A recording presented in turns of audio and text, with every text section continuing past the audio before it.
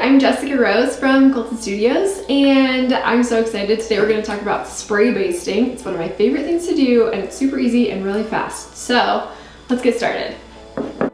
To get started, you're going to tape your backing to the floor. I have tile, so it's pretty easy to tape. If you have hardwood floors, you can also do this.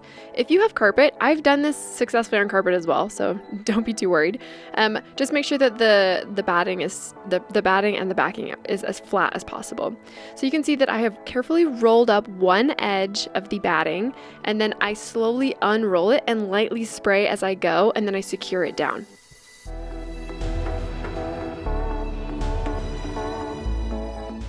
I'm going to repeat this process with my quilt top. So I do the same thing.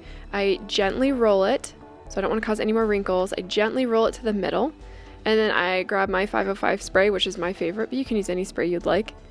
And then I press down each unroll as I go, so it's really secured.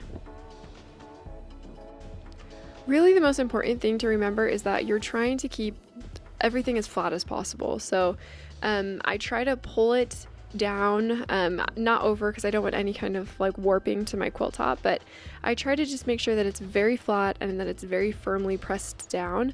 And that way, I usually quilt my quilts at home on my home machine, my domestic machine.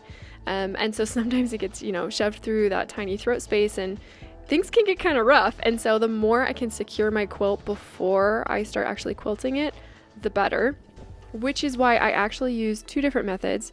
So you can see a closer up method of me flattening that quilt top so that it's secured down and that there's no wrinkles there.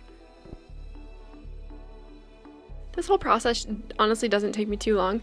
And also you can do this on a table as well. I've seen people have giant tables where they can do this if you say you have back problems or things like that. Unfortunately, my table's not big enough, so this is the method that I use.